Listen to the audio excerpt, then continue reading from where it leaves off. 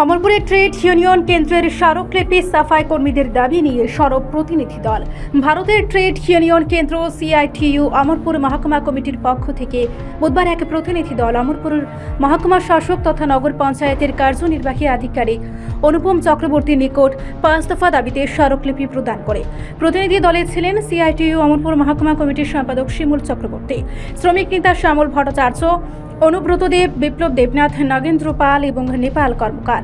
প্রতিনিধি দলের মূল দাবি ছিল অমরপুর নগর পঞ্চায়েতের অধীনে কর্মরত সাফাই কর্মীদের ন্যায্য মজুরি ও সামাজিক নিরাপত্তা নিশ্চিত করা। বর্তমানে 13টি ওয়ার্ড ও বাজার এলাকা থেকে বজ্র সংগ্রহের দায়িত্বে থাকা 28 জন মহিলা সাফাই কর্মী বিগত 4 মাস ধরে তাদের সাম্মানিক ভাতা বা মাসিক মজুরি পাচ্ছেন না। দাবি করা হয়েছে দ্রুত বকেয়া মজুরি প্রদান করতে হবে। এছাড়া মহিলা সাফাই কর্মীদের মাসিক মজুরি বৃদ্ধি করে ন্যূনতম দৈনিক 600 টাকা নির্ধারণের দাবি জানানো হয়। তাদের কাজের প্রকৃতি ঝুঁকিপূর্ণ হওয়ায় স্বাস্থ্য সুরক্ষার জন্য প্রয়োজনীয় উপকরণ সরবরাহ এবং বিনামূল্যে নিয়মিত স্বাস্থ্য পরীক্ষা চালুর দাবি তোলা হয়। প্রতিনিধি দল আরও দাবি করে নগর পঞ্চায়েতের অধীনে কর্মরত চুক্তিবদ্ধ ও ক্যাজুয়াল শ্রমিকদের ন্যূনতম মাসিক মজুরি 18,000 টাকা নির্ধারণ করতে হবে এবং সরকারি নিয়মিত কর্মীর মতো মর্যাদা দিতে হবে। মহকুমা শাসক অনুপম চক্রবর্তী প্রতিনিধি দলের দাবিগুলির যৌক্তিকতা স্বীকার করে আশ্বাস দেন যে প্রয়োজনীয় ব্যবস্থা গ্রহণ করা হবে। এই স্মারকলিপি জমা দেওয়ার পর শ্রমিক মহলে আশাবাদ তৈরি হয়েছে যে প্রশাসন দ্রুত পদক্ষেপ নেবে।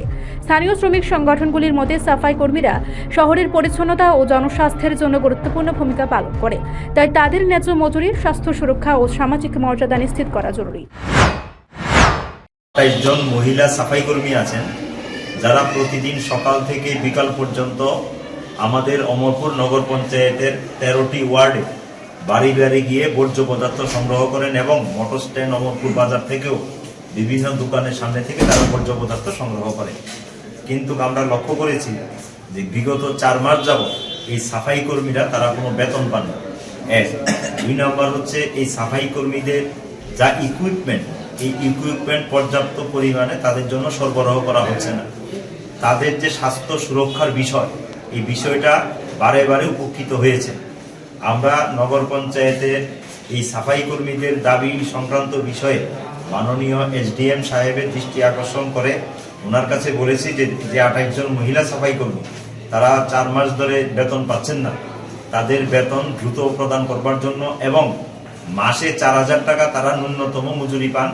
এই মজুরি দিয়ে আজকের দিনে সংসার চলে না, তার জন্য ন্যূনতম মজুরি দৈনিক 600 টাকা করা, যাতে তাদের সংসার চলতে পারে তার জন্য 600 টাকা করে 18,000 টাকা প্রতি মাসে সাফাই কর্মীদের দিতে হবে। তাদের সামাজিক নিরাপত্তা দিতে হবে এবং তাদের মেডিকেল চেকআপের ব্যবস্থা করতে হবে।